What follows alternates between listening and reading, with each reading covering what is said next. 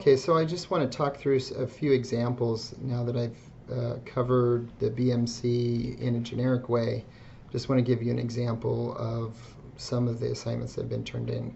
So if you go to Assignments, Business Model Canvas, and Get Out of the Building, I give you the rubric and an explanation of that. Here's the rubric.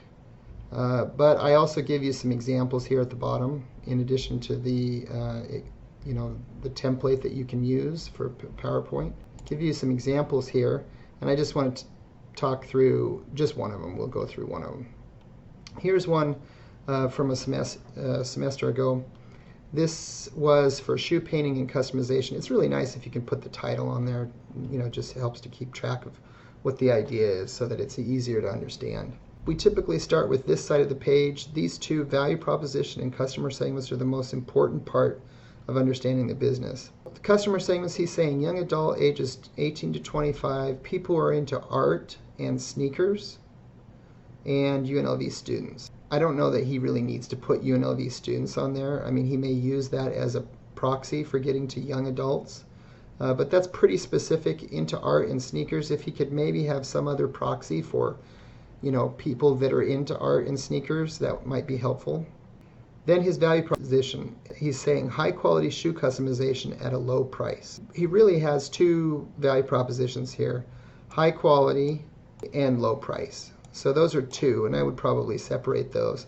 I'd probably try to get a little bit more specific about what he means by high quality, if that's like based on design or color, or I don't know what it means really, what high quality shoe customization means. He might want to add in there something about time. He could add something about time in there. He did put get, keep, and grow customers here. You don't necessarily need to put get, keep, and grow, but he's going to use Instagram to show off custom shoes, make YouTube videos to record the process.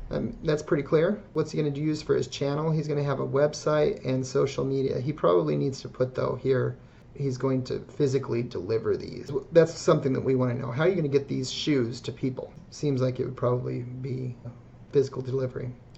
So he says it's going to cost $50 per shoe, may increase depending on the amount of resources, difficulty. I would put some more specifics here, maybe $30 base per shoe, 2 hours of work, and $15 for additional embellishments, or however he's actually going to charge. A little bit more specifics there would be helpful. Key partners, he needs to have a paint supplier, a shoe supplier. Obviously that would be great if he can get one who will give him shoes for lower than retail. That really helps reduce costs.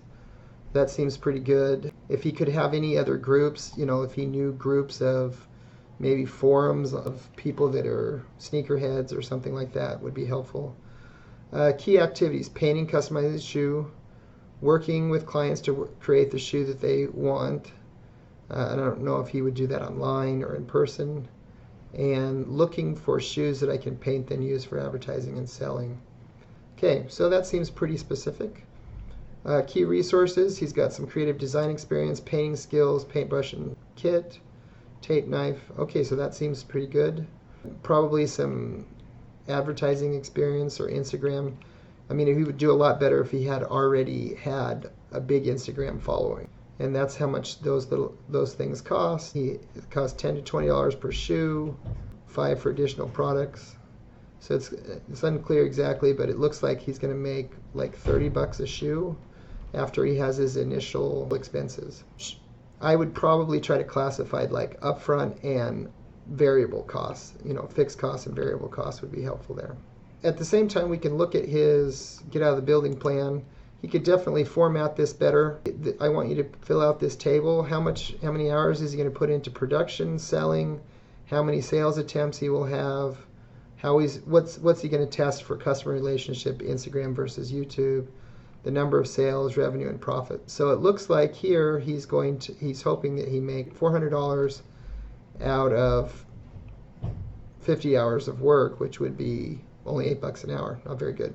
He explains what he's going to do here. I don't have to read it to you. Now he's saying that he's going to start a charging fee of $60, may increase, $20 on resources, 40 hours in production. He's just kind of explaining this again. He explained this again. I will make 10 sales, generating 600 revenue, 400 in profit. What I want you to do here, though, is I want you to think about, like, is this worth your time? Calculate how much are you making per hour, and if there's any way that you can increase that. And then he has a target market size. I would put some more effort into trying to come up with little bit bigger market and how you got to that. You just kind of like all of a sudden he says 50 here. I think you could probably put a little bit more logic into it, even though you're limited to just one page. That's a little note on the BMC and the Get Out of the Building plan.